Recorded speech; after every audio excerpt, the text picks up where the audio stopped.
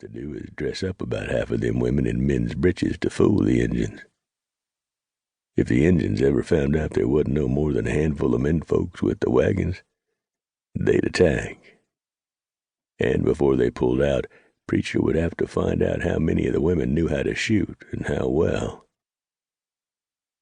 "Boy," he said to the lonesome beauty of the wilderness around him, "you can damn sure get yourself into some pickles. And this is about the sourest barrel you ever dropped into."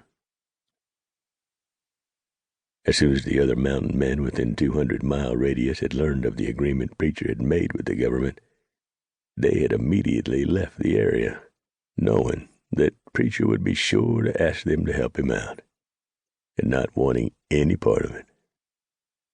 "Cowards," Preacher muttered for the 1,000th time that winter, "a-leaving me to do this by myself." But he knew there wasn't none of them that were cowards. They was just showing a whole lot of uncommon good sense. "Probably a lot more than I got," Preacher muttered. "Come on, Hammer, let's make tracks." A very uneventful week later, Preacher had put the high lonesome of the Rockies behind him and was on the flats. He had not seen a living human soul, and that suited him just fine. He angled south for a day and then once more cut east toward Missouri. As he rode, he tried to figure out what year it was. He thought it must be 1839.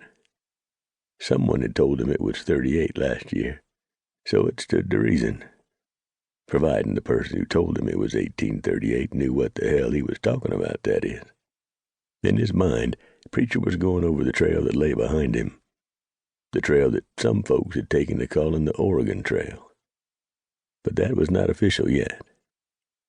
Since there was no way to talk the women out of this fool's mission, Preacher was working out in his head the best way to lead these female types with marrying on the mind to the coast. The Injuns were getting some worked up about all the people with a sudden urge to move west, and for sure there was going to be trouble with them. All in all, Preacher thought glumly, I have got myself into a mess. Then he saw the smoke and reined up short. He hopped off Hammer. Ground reined him, and with hawk and rifle in hand, edged up closer for a look-see. Preacher grinned. It was Black Jack Perkins live and in the flesh. If there was a surlier man anywheres to be found than Black Jack, Preacher didn't know him. But Black Jack was a man to ride the river with, and if he give his word, it was same as chiseled in stone. Preacher knew Hammer and the pack-horse would stay right where he left them, come hell or high winds, so he wasn't worried about them. He began engining up on Black Jack, the devilment fairly popping out of his eyes.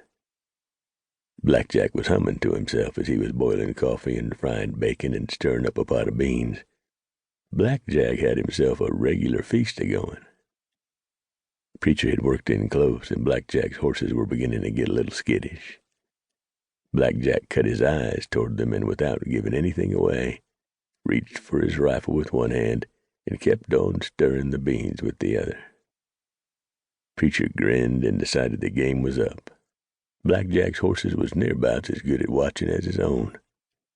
"Steady now, Black Jack," Preacher called, still on his belly in case Black Jack wanted to shoot first and feel sorry about it later. "It's me, Preacher." The big buckskin-clad and bearded man relaxed and said, "Show yourself, you damn reprobate. I'd recognize you anywhere.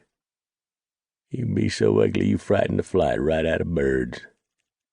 I believe the last time I caught a glimpse of you was back in 35 on Horse Creek." "You be right on one point, Black Jack," Preacher said, rising to his feet in one fluid movement. "But if I was you, I wouldn't be talking none about ugly. Even your dogs run away from home. I'll fetch my horses and then partake of your grub. You got any salt, Preacher?" "I do for a fact. I run out. I found me a lick a few days ago, but I didn't feel like fighting no puma over it. He'd nailed him a deer, and I never like to disturb no man nor beast while they's feasting." "That's right considerate of you,"